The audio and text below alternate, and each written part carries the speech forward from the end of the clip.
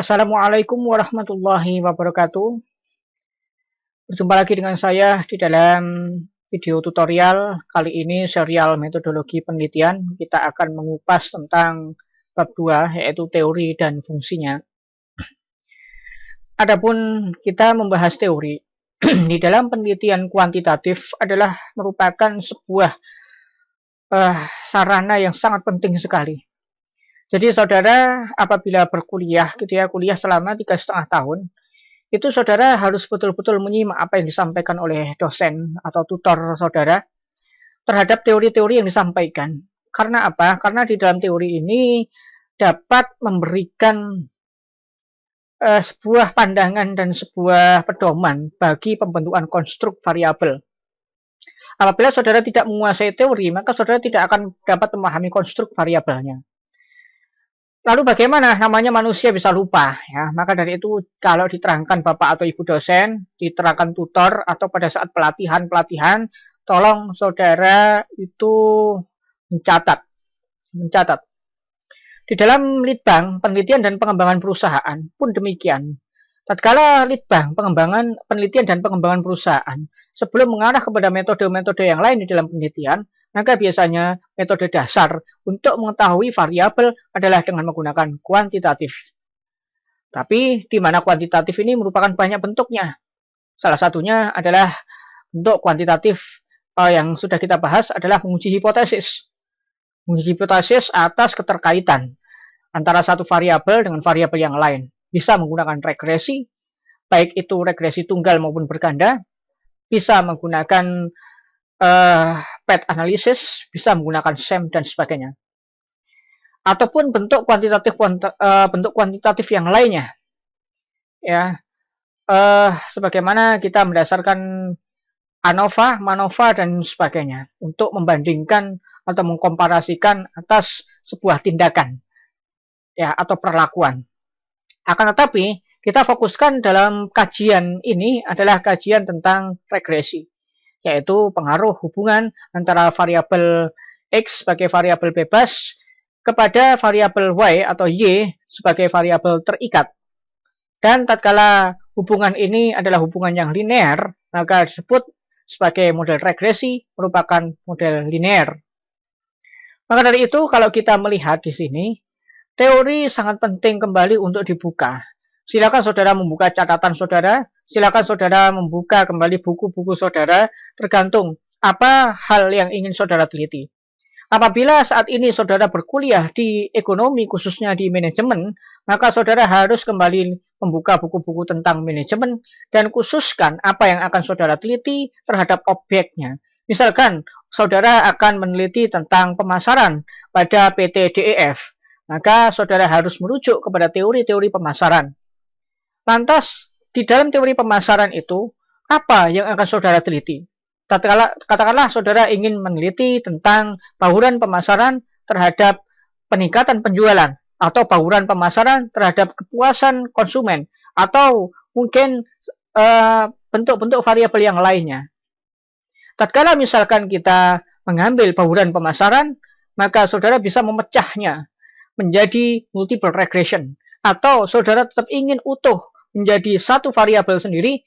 Tatkala saudara memang multi X-nya adalah yang pertama adalah bauran pemasaran X1, X kedua adalah terhadap strategi pemasaran, yang ketiga mungkin market share dan sebagainya. Masing-masing untuk yang namanya bauran pemasaran saudara jadikan indikator promosi, harga, tempat, kemudian juga produk, itu saudara jadikan indikator. Namun apabila X-nya hanya satu, yaitu bauran pemasaran, maka ini simple regression. Jadi regresi sederhana. Tatkala kita membahas tentang simple regression atau regresi sederhana, maka X1 dan Y-nya 1. X1 adalah bauran pemasaran terhadap kepuasan konsumen.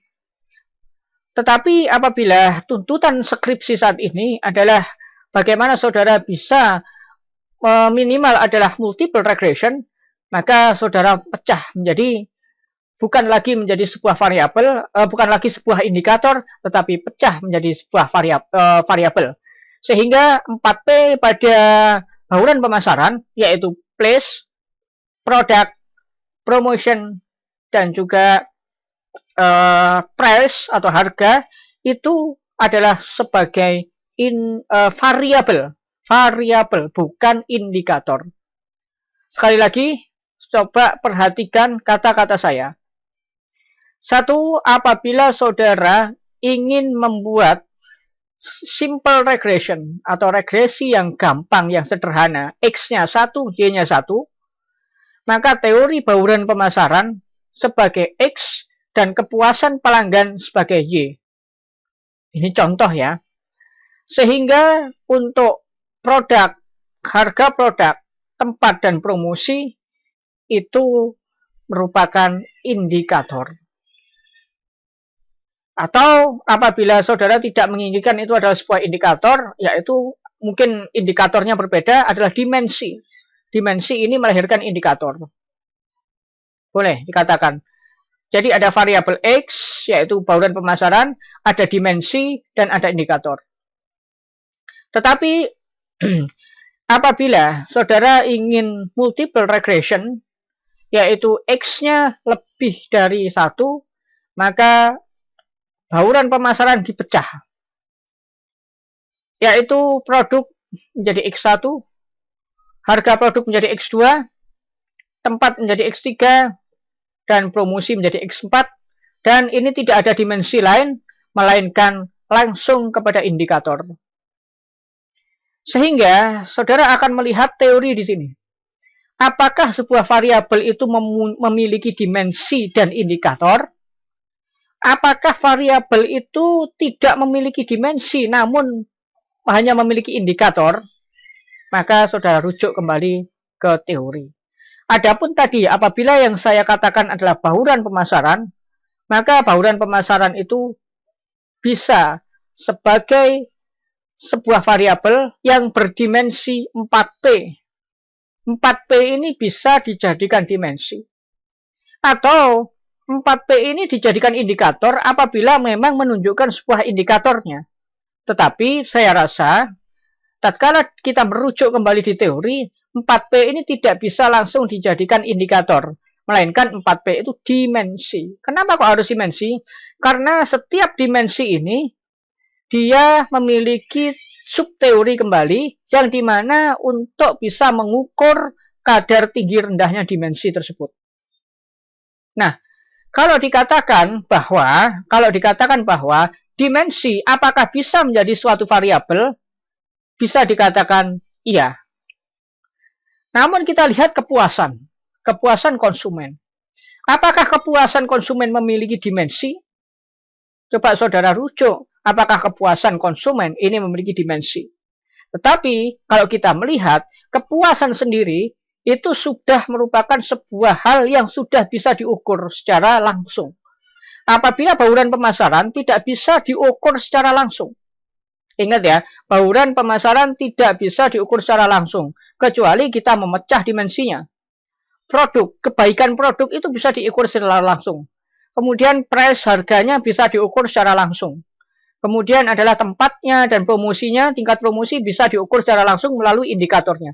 Namun bauran pemasaran tidak ada indikator yang bisa mengukur secara langsung bauran pemasaran. Itu yang jadi PR kita. Tapi tatkala kita melihat, kalau kita merujuk kepada kepuasan pelanggan, maka kepuasan ini sendiri sudah bisa diukur melalui indikator-indikatornya. Coba sekarang indikator bauran pemasaran apa? Yang secara langsung, secara teori tidak ada. Secara teori harus dipecah dulu menjadi subteori yaitu 4P. Nah, seperti halnya contohnya kompensasi. Apakah kompensasi itu bisa diukur secara langsung? Tidak bisa. Kompensasi harus dibedah dulu, dibedakan dulu. Apakah ini berupa gaji? Apakah ini berupa tunjangan? Apakah ini berupa bonus? Apakah ini berupa upah? Maka dari itu, tatkala itu sudah dipecah, maka dimensi, itu namanya dimensi, maka dimensinya itu bisa diukur melalui indikator-indikatornya. Maka gaji, upah, tunjangan bonus ini bisa menjadi sebuah dimensi, dan dimensi bisa berubah menjadi sebuah variabel tatkala memang kita mengambil dimensi itu sebagai variabel. Tetapi variabel tidak bisa berubah menjadi dimensi tatkala memang variabel itu tidak bisa dipecah menjadi sebuah dimensi. Oke, kalau bingung konsultasi. Ya. Baik. Definisi teori. Apa itu teori? Di dalam Neumann dalam Sugiono tahun 2017, teori yaitu seperangkat konstruk atau konsep, definisi dan proposisi yang berfungsi untuk melihat fenomena secara sistematis melalui spesifikasi hubungan antar variabel sehingga berguna untuk menjelaskan dan meramalkan fenomena. Ingat kata kuncinya. Yang pertama adalah definisi. Saudara tatkala melihat ini adalah sebuah definisi. Saudara melihat ini adalah sebuah definisi, berarti ini menunjukkan makna. Di dalam penulisan bab 2 teori, definisi, ini harus penting untuk dimasukkan. Kemudian, proposisi, itu juga penting sekali untuk dimasukkan. Yang berfungsi untuk melihat fenomena secara sistematik. Artinya apa? Artinya di sini adalah harus memuat sebuah indikator-indikator. Ya, kenapa kok dikatakan sebuah indikator? Karena dia memiliki fungsi untuk melihat fenomena secara sistematis melalui spesifikasi hubungan antar variabel. Sehingga saudara perlu di sini melihat definisinya, kemudian melihat indikator-indikatornya.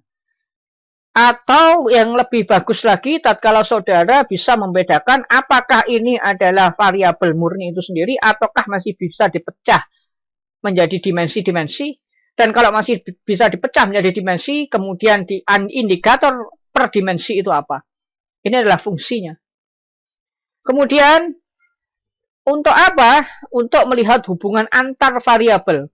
Ya, kalau kita lihat hubungan antar variabel artinya adalah bahwa kita akan melihat apakah itu variabel itu sendiri, apakah itu dimensi, apakah itu indikator.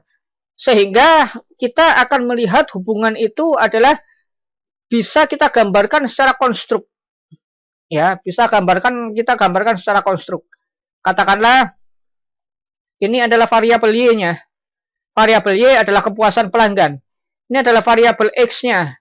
X1 katakanlah produk, X2 katakanlah harga, X3 katakanlah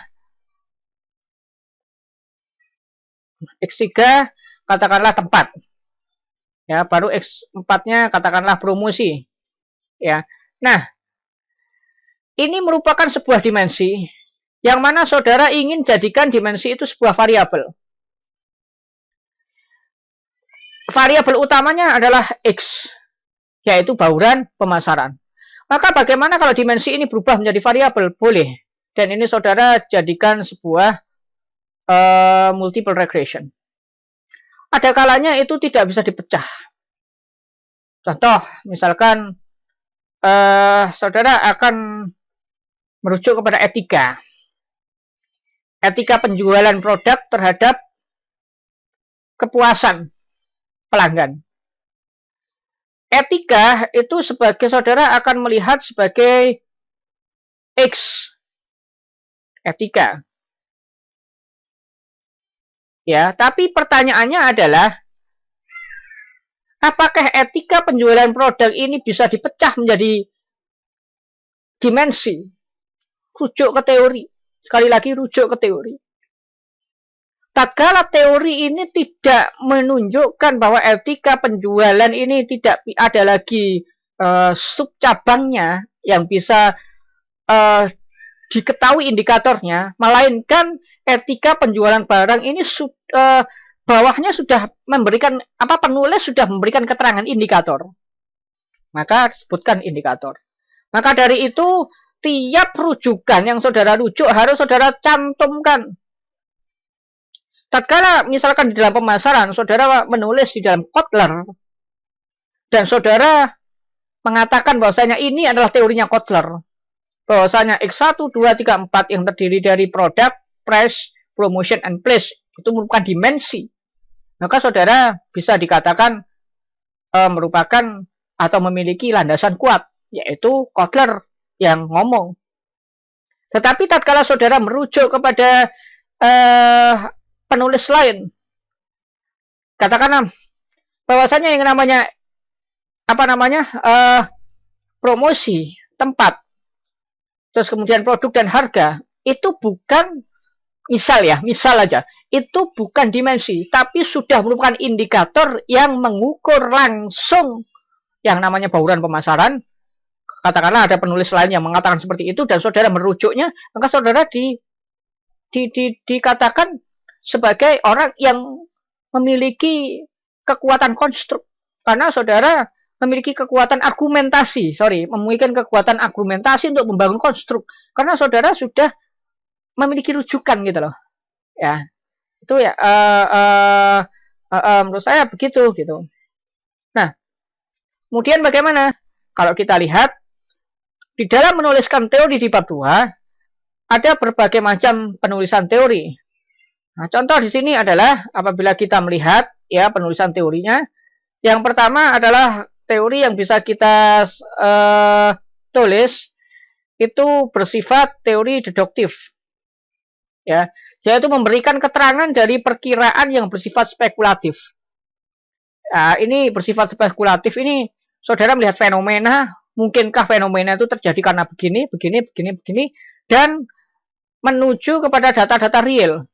Saudara menduga fenomena atau menspekulasikan atau menduga fenomena karena kejadiannya itu mungkin sebabnya ini dan itu karena ada data-data yang menunjukkan hal itu.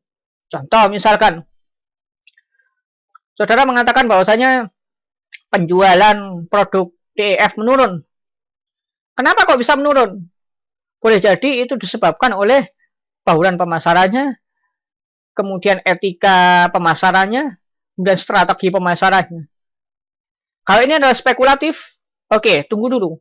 Saudara tadi katakan penjualan produk DEF menurun. Apa buktinya? Ya kan? Kalau mungkin disebabkan karena bauran pemasarannya, kemudian etika, kemudian juga etika penjualan ya, kemudian juga mungkin etika ini indikatornya komunikasi dan sebagainya, itu saudara masukkan di sebuah teori, atau tiga variabel. Jadi penjualan menurun karena bauran pemasarannya kurang diperhatikan, strategi pemasaran kurang diperhatikan, dan etika pemasarannya kurang diperhatikan. Itu hipotesis, saudara. Itu hipotesis. Tetapi tatkala saudara melihat bahwasanya saudara menyatakan produk DEF turun. Oke, saya tuliskan di sini. Produk DEF turun. Ini saudara merupakan dugaan loh. Atas dasar apa saudara mengatakan turun itu? Maka ini harus ditunjang dengan data. Saudara-saudara yang bikin skripsi, bahkan tesis dan juga disertasi, mungkin keselip data-datanya. Saudara yang membuat skripsi kebanyakan itu hanya menerangkan aja penjualan produk turun, lalu kemudian kemiskinan naik. Nah, saudara ngomong kemiskinan naik, ini dasarnya apa? Spekulasi saudara itu apa? Oh, dari data-data ini.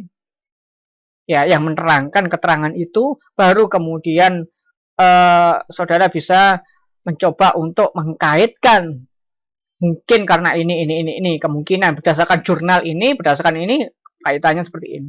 Tapi ingat di dalam latar belakang masalah itu kaitannya adalah ke masalah, bukan penekanan kepada jurnal-jurnal tadi secara dalam. Kalau penekanan kepada jurnal secara dalam, berarti itu adalah membentuk sebuah hipotesis.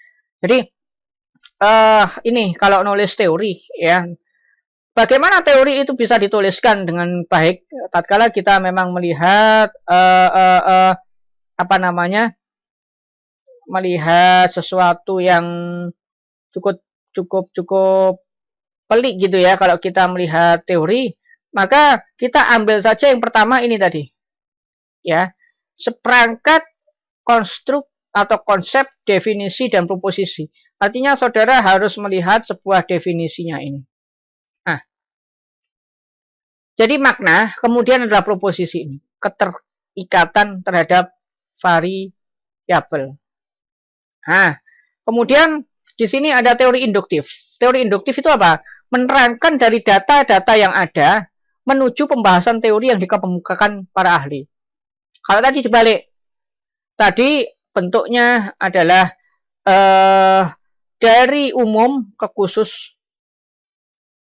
Sebenarnya induktif ya. Kalau saya lihat di sini adalah ini bukan merupakan sebuah penulisan karya tulis sih sebenarnya. Tapi ya walaupun tanda kutip karya tulis maksudnya gini, bukan menulis latar belakang gitu ya. Tapi ini adalah menulis sebuah teori. Artinya apa? Tatkala kita melihat memberikan keterangan dari perkiraan yang bersifat spekulatif menuju kepada data-data real. Kalau ini dibalik, ya, jadi bukan umum khusus umum kebalik ya. Kalau ini dibalik, jadi sebenarnya berbeda kalau kita melihat paragraf ya. Paragraf itu kan ada paragraf induktif dari umum ke khusus, deduktif dari khusus ke umum. Tapi bukan itu yang dimaksud ya. Berarti teori deduktif apa? Dari data yang ada menuju ke pembahasan teori yang dikemukakan ahli. Nah, kemudian pertanyaannya ada teori fungsional, data yang membentuk teori baru, dan teori baru tersebut akan membentuk data kembali. Nah, contohnya adalah data penyebaran virus SARS-CoV-2 membentuk teori baru tentang pandemi. Teori baru tersebut dijalankan dan akan merubah data pandemi berikutnya. Untuk teori fungsional kita tidak bahas karena ini tingkatnya sudah tingkat disertasi ya bagi teman-teman yang disertasi dan di teori fungsional ini bisa digunakan. Tapi untuk teman-teman yang skripsi ya ini kebanyakan adalah boleh dua teori ya, deduktif atau induktif. Nah, kalau menurut saya itu ya paling nyaman adalah yang induktif memang karena kita memang tertimbang sekali. Jadi ini ada teori induktif adalah dari data dulu, kemudian kepada pembahasan teori. Data-datanya dulu sampaikan, kemudian ke pembahasan teori. Nah, itu yang dimaksudkan bagaimana kita bisa melihat keteraturan di dalam membentuk sebuah penulisan di bab 2. Kemudian kegunaan teori dalam penelitian kuantitatif itu apa? Tadi sudah digunakan. Salah satunya teori ini adalah sebagai landasan pijak kita di dalam membentuk konstruk ya. Nah, kegunaan teori dalam penelitian kuantitatif adalah yang pertama kalau kita melihat sebetulnya dari fenomena, kita melihat sebuah fenomena ya. Kemudian dari fenomena itu kita kaji secara teori, ya teorinya mana sih? Kalau fenomena penjualannya menurun itu datanya seperti ini, apakah betul ini adalah merupakan sebuah kepuasan yang kurang? Ya, saudara bisa melihat mengkaji teori itu. Oh betul, ternyata penjualan yang menurun menurut Kotler ya bisa dikatakan bahwasanya itu kepuasannya juga menurun. Nah, kepuasan yang menurun itu karena apa? Nah, itu saudara mulai rangkai-rangkai dengan dugaan-dugaan yang variabel, dugaan-dugaan variabel lain. Oh, ternyata ada yang karena bauran pemasarannya nih. Berarti 4P itu dimasukkan. Tapi ada yang bukan hanya bauran pemasaran, saudara ingin meneliti yang lainnya. Bauran pemasaran, strategi pemasaran, dan etika pemasaran. Bagaimana? Ya, saudara mencoba meneliti 3 variabel itu. Tapi ingat, namanya penelitian tentu ada batasan. Karena saudara keterbatasan waktu, biaya, dan juga keterbatasan di dalam teori juga. Nah, bagaimana Pak keterbatasan dalam teori? Yaitu dalam pengetahuan saudara. Yang serius kuliah saja terkadang ilmunya terbatas. Apalagi yang pada saat kuliah tidak serius kan begitu. Catatannya banyak yang hilang, bukunya banyak yang nggak beli gitu. Nah, itu maka dari itu keterbatasan-keterbatasan itu menjadi sebuah sebab peneliti mencoba untuk membatasi. Tetapi untuk menguraikan keterbatasan harus logis. Contoh, misalkan saudara mengatakan bahwasanya keterbatasan waktu dan biaya, bukan hal-hal yang bersifat tidak logis, artinya hal-hal yang bersifat psikologis. Contohnya misalkan catatan hilang gitu kan, lalu kemudian tidak beli buku, kemudian malas meneliti dan sebagainya, itu bukan merupakan sebuah alasan ilmiah. Kemudian kajian teori ini berfungsi dalam referensi dalam memahami akar masalah. Ini yang pertama. Pentingnya apa namanya? Teori itu adalah memahami ya akar masalah. Barulah kemudian yang kedua adalah memperjelas ruang lingkup yang diteliti. Nah, ruang lingkup, setiap penelitian itu harus ada ruang lingkup. Gak boleh membuat judul itu misalkan saudara sangat umum sekali tanpa menyebutkan objeknya. Dan tatkala membentuk konstruk variabel itu juga harus ada ruang lingkup. Nah, ini ruang lingkupnya adalah membentuk konstruk variabel, ini termasuk sebuah ruang lingkup. Ya. Kemudian yang berikutnya adalah merumuskan hipotesis. Tiga-tiganya ini penting. Ya. Membentuk akar masalah di dalam penelitian kualitatif ini penting. Ya, kemudian memperjelas ruang lingkup untuk membentuk konstruk penting. Merumuskan hipotesis itu penting. Makanya yang namanya hipotesis itu biasanya disampaikan pada akhir bab 2. Ya. Walaupun mungkin ada beberapa kampus yang di dalam bukan bab 3 tapi bab 2. Yang mungkin di beberapa kampus buku panduan skripsinya atau tesisnya itu atau disertasinya itu di bab 1. Namun yang bagus adalah di akhir bab 2. Karena apa? Karena di dalam latar belakang masalah di bab 1 sudah dipaparkan. Oh, masalahnya jelas. Di bab 2 sudah disampaikan teori dan juga komparasinya dengan penelitian-penelitian terdahulu. Tatkala kita sudah membentuk sebuah konsep, barulah kita bisa membentuk sebuah dugaan. Karena dugaan yang sudah kita bahas, dugaan itu tidak akan mungkin muncul tatkala konsepnya itu tidak ada gitu loh. Nah, itu berarti namanya tuduhan kalau dugaan itu nggak ada konsep gitu ya. Lanjut kemudian adalah yang berikutnya adalah referensi dalam menyusun instrumen penelitian. Nah, ini yang terakhir. Yang ini berurutan, saudara. Ini semuanya berurutan. Sekali lagi berurutan. Yang pertama adalah referensi dalam memahami akar masalah, ini di bab 1. Latar belakang masalah. Saudara harus mengutip teori di dalam melakukan memaparkan masalah begitu ya. Termasuk juga mencoba untuk memaparkan sebab dan akibatnya. Kemudian memperjelas ruang lingkup yang diteliti. Ini saudara membangun konstruk ini. Setelah membangun konstruk, barulah membangun hipotesis. Setelah membangun hipotesis, saudara membangun instrumen. Nah, ini. Lalu kemudian ada lagi kah? Coba kita next. Ya, apa nextnya adalah jabaran teori yang dibutuhkan. Ya, kalau kita melihat tentang menu ya. Sorry. Nah, kalau kita melihat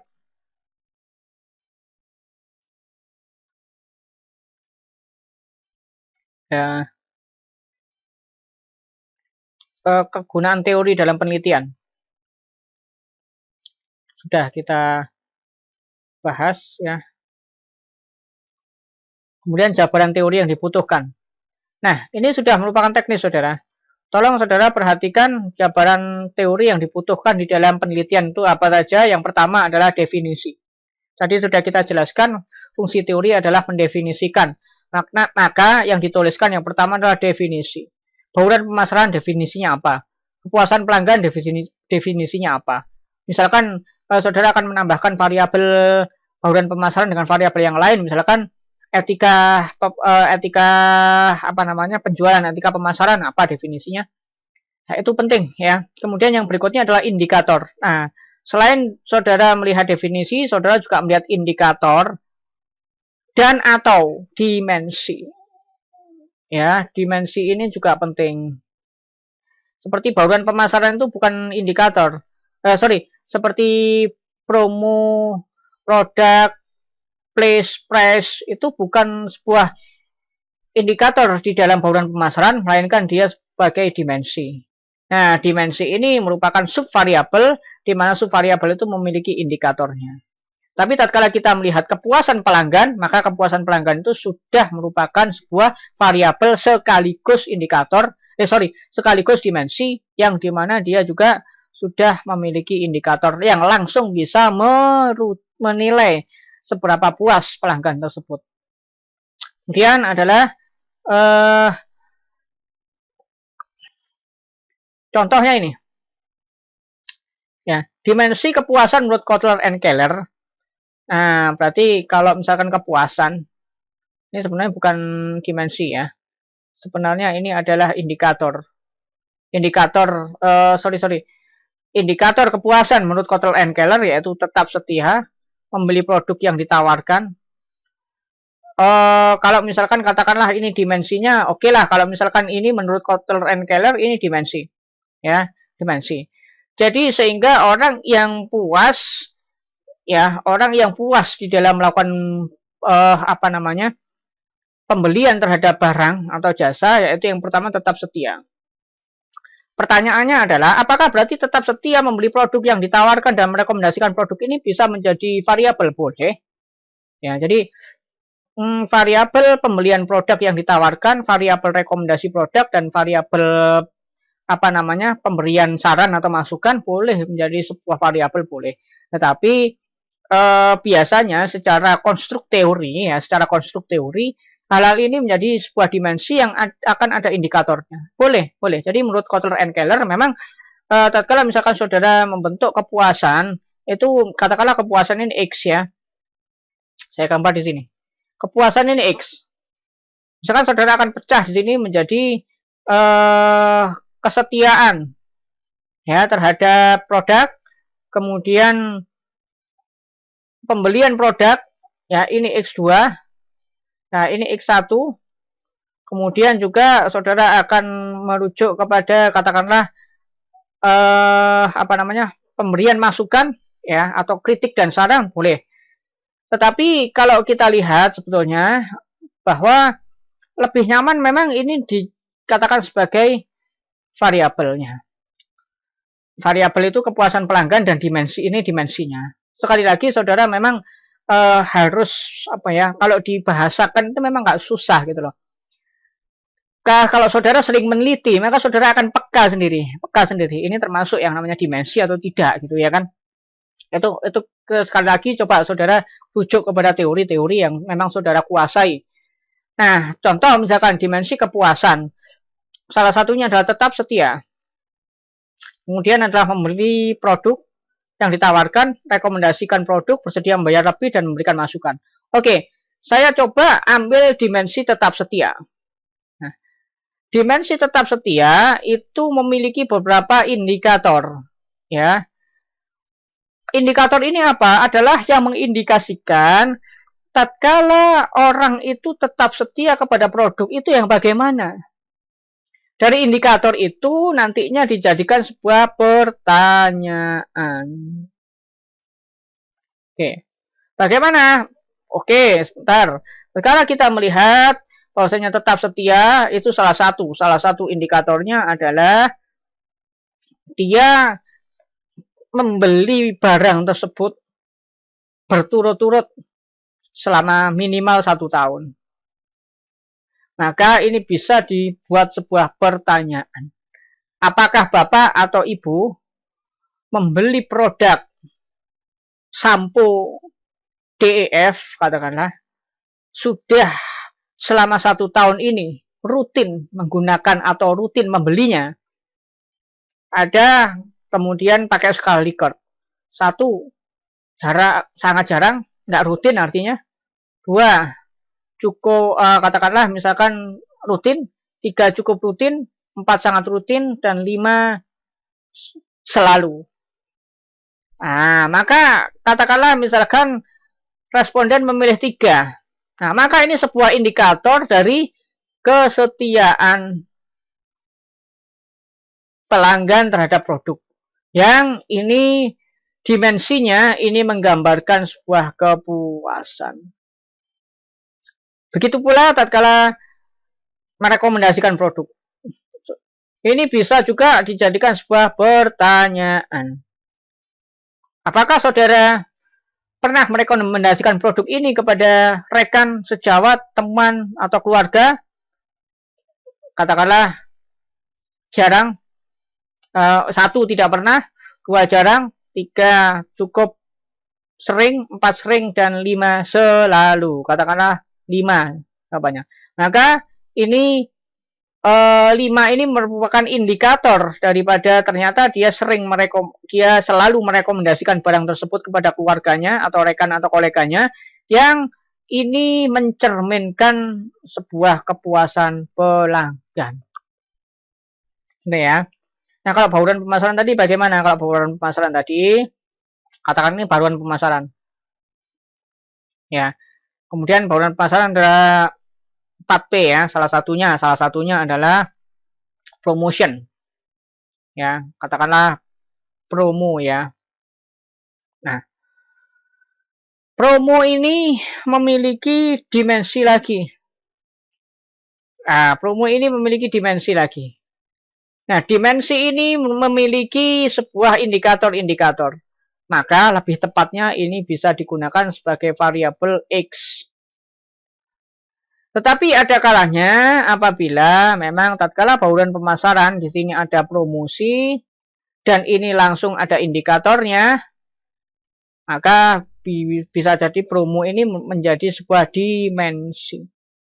Tapi saya rasa kalau untuk teori yang kita pelajari di manajemen, bahwasanya bauran pemasaran yang ini terkait dengan promosi, ya, ini masih ada dimensi lagi. Nah, katakanlah ini dimensi, ya. Kemudian ini ada indikatornya. Kalau promo ini merupakan sebuah dimensi, ya, bukan sebuah variabel, sedangkan variabelnya adalah bauran pemasaran, maka dimensi. Nggak mungkin dimensinya 2, dimensinya 1. Maka ini dipecah saja menjadi X1, X2, X3, X4. Sehingga promosi ada dimensinya, ya. Tatkala dimensi ini dia memiliki indikator-indikator yang bisa digunakan sebagai pertanyaan. Maka dari itu, tatkala misalkan ini konsumen menjawabnya adalah 4, ya, maka dia mengindikasikan sebuah dimensi, dan dimensi itu menunjukkan bahwasanya itu adalah promosi yang baik. Nah, baru kemudian kalau saudara ini menelitinya adalah bauran pemasarannya, baru dari promosi ini adalah dalam bauran pemasaran. Berarti saudara harus nantinya membuat instrumennya agak ribet gitu lah, agak ribet ya. Nanti instrumennya itu nanti ngolah instrumennya itu ya, nanti yang agar ngolah instrumennya gampang, ya promosi ini aja dipecah menjadi X. Maka dari itu untuk bauran pemasaran ini bisa menjadi multiple regression. Kalau memang judul skripsi saudara adalah keterkaitan bauran pemasaran dengan kepuasan pelanggan. Kecuali kalau saudara ingin membahas katakanlah bauran pemasaran, kemudian adalah etika pemasaran, kemudian adalah strategi pemasaran terhadap kepuasan pelanggan, maka 4P-nya itu bisa jadi dimensi, ya, dan kemudian ini melahirkan indikator-indikator, ya. Bagaimana Pak kalau promo itu ada dimensi lagi, ada indikatornya? Ya, maka saudara ini di jumlah di rata-rata kemudian harus masuk ke sini, harus bisa ke bauran pemasarannya, ya, jumlah lagi rata-rata lagi masuk ke sini. Allah alam saya kurang paham, tapi idealnya adalah memang bauran pemasaran itu lebih nyaman apabila dipecah menjadi sebuah variabel, itu paling enak, ya. Berbeda halnya antara ini tadi kan menurut Kotler and Keller, berbeda halnya menurut Irawan. Menurut Irawan, dimensi kepuasan itu ada harga, kualitas pelayanan, kualitas produk, faktor emosional, dan kemudian penggunaan. Nah, ini bisa jadi variabel lagi. Tapi kalau misalkan pengaruh antara bauran pemasaran dengan kepuasan pelanggan ini kan Y. Nah, kalau misalkan ini harga, kualitas pelayanan, kualitas produk ini katakanlah dijadikan variabel, maka Y-nya lebih dari 1, maka itu multivariat. Kalau multivariat, saudara nggak pakai regresi, tapi bisa pakai SEM. Nah, SEM ini nanti kalau saudara disertasi membangun konstruk. Kalau saudara ini masih skripsi, ya otomatis ini apa namanya dimensi-dimensi ini saudara jadikan aja sebuah dimensi yang nantinya ada indikator. Jadi variabelnya adalah kepuasan pelanggan. Ini jangan dipecah menjadi sebuah variabel karena ini sudah menjadikan variabel Y. Sekali lagi, begini loh, untuk membentuk konstruk ini peneliti itu bebas sudah bentuk konstruknya bagaimana asalkan didasarkan teori. Bebasnya itu adalah bebas yang terukur berdasarkan logis dan ilmiah. Jadi tidak harus mengikuti dosen harus seperti ini, dosen pembimbingnya ngomong harus seperti ini, gambarnya harus seperti ini. Itu namanya pemerkosaan ilmiah. Saudara boleh mengajukan, Pak, saya mengajukan konstruknya itu seperti ini. Ya, katakanlah kepuasan ini saya jadikan X, Pak. X-nya nggak kepuasan gitu aja, tetapi saya pecah. Sedangkan Y-nya justru bauran pemasaran dibalik. Boleh nggak? Boleh saja, monggo silahkan. Nah, kepuasan pemasaran terhadap bauran pemasaran. Jadi dibalik, silahkan. Nah, itu untuk membuktikan apakah betul bahwasanya kepuasan yang mempengaruhi bauran pemasaran. Atau bauran pemasaran yang mempengaruhi kepuasan. Ya, nanti neliti lagi kalau regresi ya, penelitiannya dua. Nah, kan gitu. Yang satu bauran pemasaran terhadap kepuasan, yang satu kepuasan terhadap bauran pemasaran. Kecuali kalau saudara meneliti dengan menggunakan PET analisis ya. Beda lagi. Ini kita kan dengan regresi kan begitu. Oke, paham ya? Kemudian, ini menyusun kerangka pikir. Di dalam menyusun kerangka pikir, kita harus memahami tentang permasalahan konsep ini variabel. Katakanlah variabel terikatnya ada satu ya, Y. Variabel bebasnya 2, X1 dan X2.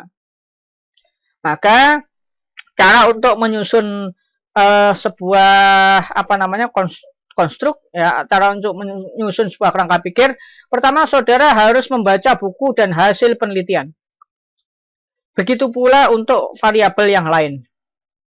Kemudian setelah saudara membaca buku, saudara harus mendeskripsikan teori dan hasil penelitian. Tadi itu sudah kita baca ya. Untuk yang pertama kita tulis makna definisi dulu. Kemudian adalah dimensi dan atau indikatornya, baru kemudian mendeskripsikan. Deskripsikan dimensi dan indikator tersebut, serta hasil penelitian terdahulu sebagai komparasinya. Komparasi itu apa? Sebagai pembandingnya. Ya, bahwasanya di perusahaan yang lain seperti ini, di lembaga yang lain seperti ini. Untuk membuat apa? Untuk membuat hipotesa. Nah, kemudian analisis kritis dalam teori dan hasil penelitian terdahulu. Ya, maka dari itu bab 2 kalau saudara ada analisis kritisnya itu bagus. Nah, ini biasanya tesis dan disertasi. Kalau skripsi biasanya kurang peka teman-teman mahasiswa itu. Ya, maka dari itu cobalah, walaupun saudara masih S1, coba berpikir kritis lah. Ya, maka dari itu kalau mahasiswa ini ya jangan dikekang untuk pendapatnya, kasihan. Kalau dia berpendapat ditangkap, dia pendapat dibully, dia berpendapat nanti lama-lama mental mahasiswa ini bisa turun. Kalau turun udah nggak jadi mahasiswa kritis, tapi udah menjadi mahasiswa yang robotis. Artinya jadi kayak robot. Ya. Jadi demikian. Kemudian adalah analisis komparatif teori dan hasil penelitian. Komparatif membandingkan. Kalau teorinya seperti ini, hasil penelitian terdahulu seperti ini, nah maka di objek boleh jadi seperti ini, itu terbentuknya sebuah sintesa atau kesimpulan teori. Kalau adanya teori seperti ini, penelitian terdahulu seperti ini, berarti sintesanya seperti ini. Tapi kalau membuat sintesa ini ya biasanya S2 ya. Tapi S1 boleh jadi ini membuat sintesa ini boleh jadi muncul di situ. Ya. Baru kemudian dari sintesa muncullah sebuah kerangka pikir, yang mana kerangka pikir ini membentuk sebuah hipotesa. Jadi sintesa itu adalah perumusan teori atau kesimpulan teori yang kemudian dijadikan dugaan terhadap masalah.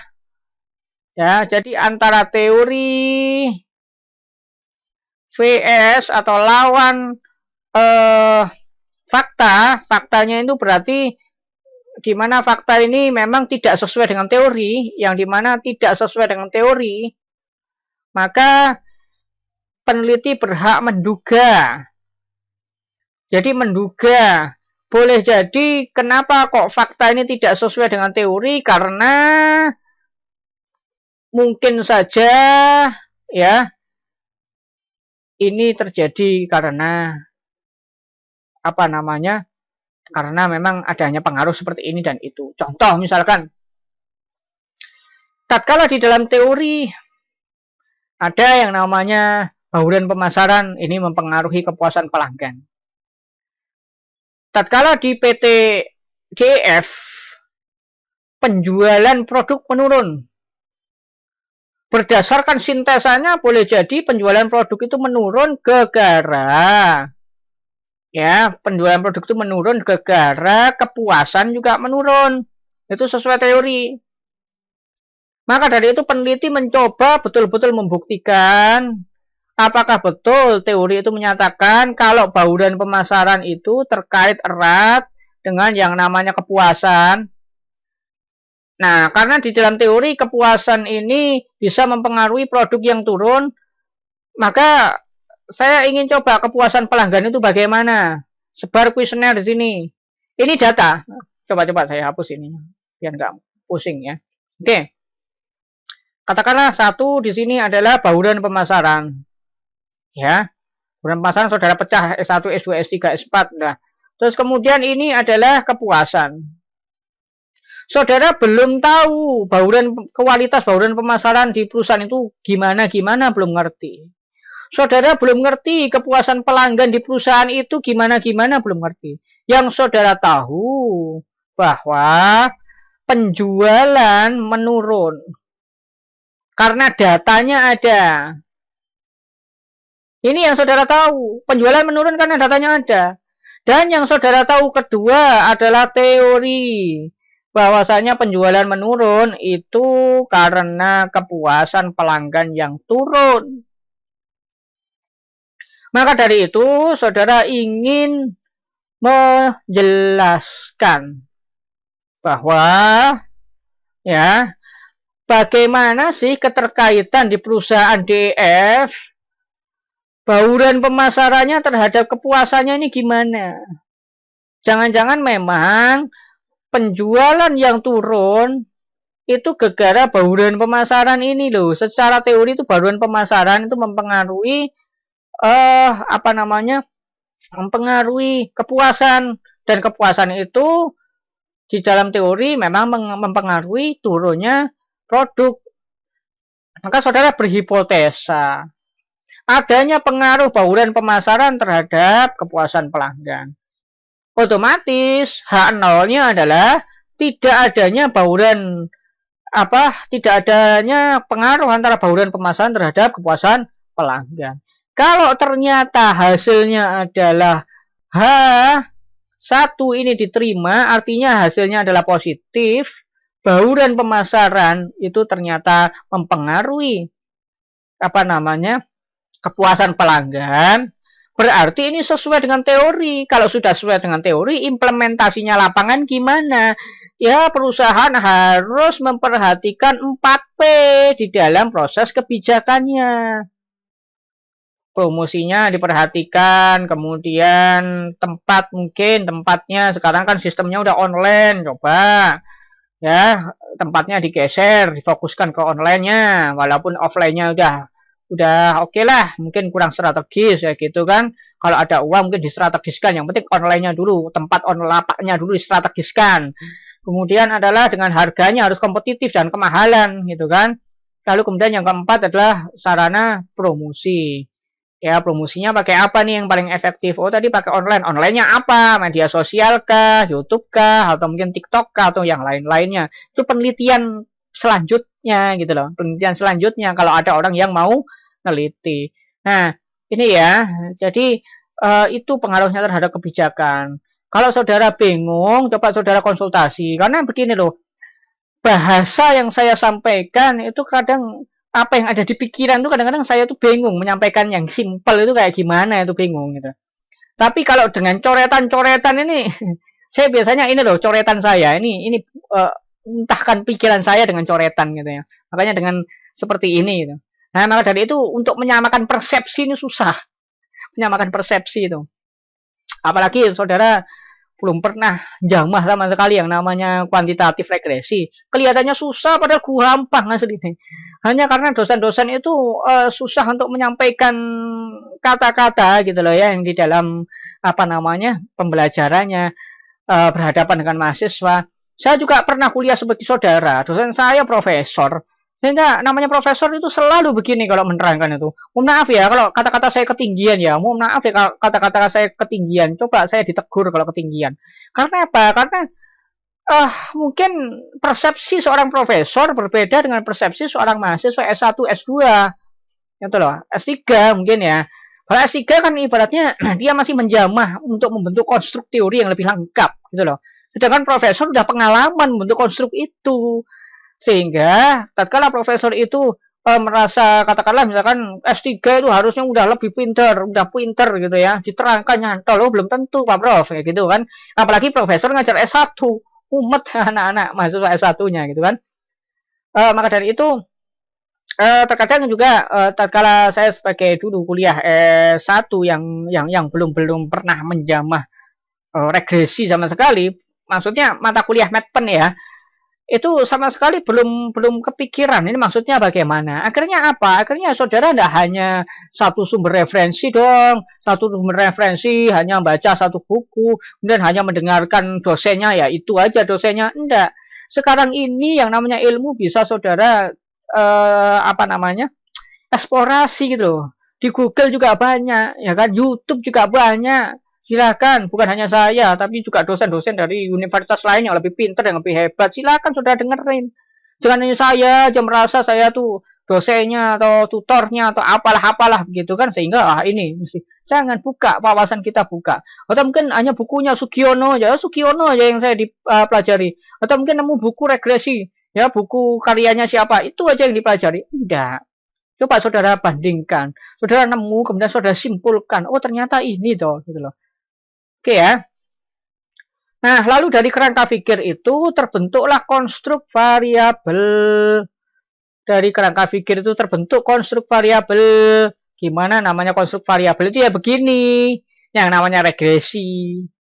Saya tidak bahas moderasi, saya tidak bahas intervensi. Ya kan? Saya bahas namanya regresi yaitu linear berbanding lurus. Ya kan? Ada linear kuadrat, bagaimana kalau linear kuadrat? Itu kalau saudara belajar di ilmu ekonomi ada yang namanya ekonometrika, ada juga yang namanya kuadratik. Ya, itu ada sendiri. Tapi kalau misalkan kita pengetahuan seperti ini linear ya sudah, ya. Oke. Kemudian ini adalah konstruk variabel sederhana, regresi sederhana, simple regression. Ini adalah multiple regression. Nah, kenapa kok ini ada garis satu? Oke, ini linear. Ini garis apa, Pak? Ada titik-titik, Pak. Ini membentuk hipotesa. Oke, coba. Bentar. Kita ke menu, cek. Apa menu kita? Hipotesa. Oke. Contoh variabel untuk regresi sederhana. Begini ya. Oke, begini. Di mana X adalah pelayanan pelanggan. Pelayanan pelanggan ini juga merupakan apa namanya gambaran dari bauran pemasaran. Kemudian Y adalah kepuasan konsumen. Ya sebenarnya berbeda sih antara bauran pemasaran dengan pelayanan pelanggan. Tetapi yang saya baca di beberapa buku pelayanan pelanggan itu sama dimensinya. Ya, oke. Terdapat satu hipotesis yaitu pelayanan pelanggan berpengaruh terhadap kepuasan pelanggan. X itu katakanlah pelayanan pelanggan. Kalau multiple regression, nah ini seperti ini. Nah ini kan sama kan? Saya bentuk lasernya kuning aja ya. Oke. di mana ada produk, ada harga, ada promosi, ada tempat. Upah ini kan bauran pemasaran ya, udah untuk pelayanan pelanggan ini yang kebetulan yang pas yang saya baca untuk apa namanya dasar pelayanan pelanggan ini dimensinya seperti ini. Nah, dimensi ini saya bikin variabel karena bisa dipecah. Nah, persis bauran pemasaran. Y-nya adalah kepuasan konsumen. Nah, kalau kita lihat bagaimana apa namanya? Apa maksudnya kotak dan garis ini? Garis ini adalah regresi linear yang bersifat parsial. Apa itu maksudnya parsial, Pak? Artinya X1 ini secara mandiri, sendirian mempengaruhi Y. X2 secara sendirian mempengaruhi Y. X3 secara sendirian mempengaruhi X dan X4 secara sendirian mempengaruhi Y. Tapi kalau sudah di kotak, ini adalah secara simultan, artinya bareng-bareng, podo-podo, sama-sama, untuk mempengaruhi sebuah variabel terikat. Maka bagaimana untuk hipotesisnya? Ada 5. X1 berpengaruh terhadap ini, X2 berpengaruh terhadap ini, X3 berpengaruh terhadap ini, X4 berpengaruh terhadap ini, dan secara bersama-sama X2 dapat mempengaruhi Y. Ini hipotesis alternatif. Nah, bagaimana hipotesis nolnya? Anda tidak usah ditulis. Hipotesis nol itu artinya lawan kata dari namanya ada alternatif, berarti ada pengaruh. Kalau H0 artinya apa? Namanya aja O0. O0 itu kosong. Berarti kosong itu peniadaan, tidak ada pengaruh. Itu aja. Nah, ini yang saya tulis HA. Boleh Pak ditulis dua-duanya? Boleh. H1, produk secara parsial berpengaruh terhadap kepuasan konsumen. H0, 1, produk secara parsial tidak berpengaruh terhadap kepuasan konsumen. Nah, tapi buat apa tuh ditulis? Buat apa sudah kalau ditulis? Kalau sudah ini HA ya tulis saja.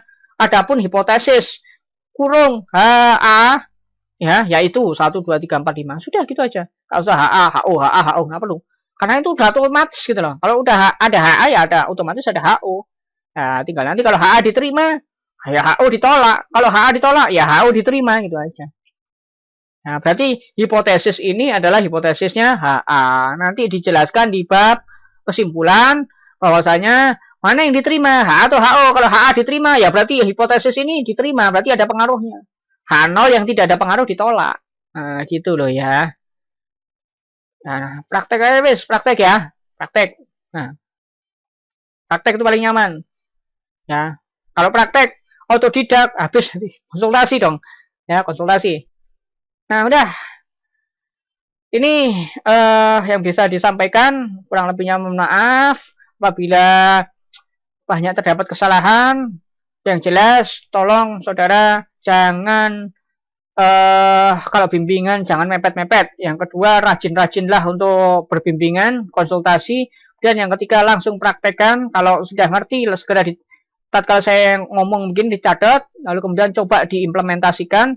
Salah nggak apa-apa, salah sih nggak apa-apa, nanti dibenerin. Ya. Lalu kemudian yang berikutnya adalah tolong saudara jangan merasa bahwasanya ini sulit. Gampang kalau saudara mau belajar. Namanya manusia ada salah. Kalau salah nanti yang ngerti benerin. Saya ada banyak salah kok. Tadi mungkin yang terangin banyak salah antara dimensi dengan apa namanya indikator. Kenapa? Karena saya sendiri juga melihat di teori-teori itu berbeda-beda gitu kan. Namanya dimensi apa, indikator apa gitu. Masing-masing persepsi orang berbeda. Bisa jadi omongan saya disalahkan orang lain. Bisa jadi justru orang lain ini disalahkan sama orang lain lagi. Bisa jadi orang lain yang menyalahkan orang lain ini membenarkan saya. Karena persepsinya itu berbeda-beda. Apa itu variabel, dimensi, indikator. Tapi yang jelas untuk menyusun konstruk ya, seperti tadi bauran pemasaran bisa jadi variabel. Ya, bauran pemasaran bisa jadi variabel, tapi dia nggak bisa jadi dimensi. Ya. Bisa jadi katakanlah promotion, price, produk. Bisa jadi variabel, bisa. Apakah dia bisa jadi dimensi? Bisa. Ya. Terus kemudian kalau misalkan dia jadi variabel langsung indikator, boleh langsung indikator. Jadi kalau misalkan variabelnya adalah bauran kemasan harus dimensi dulu kemudian kepada indikator. Iya. Tapi boleh jadi ada yang nggak seperti itu. Boleh jadi iya. Ya, saudara coba makanya mengeksplorasi ilmu itu adalah penting. Kurang lebihnya mohon maaf. Assalamualaikum warahmatullahi wabarakatuh.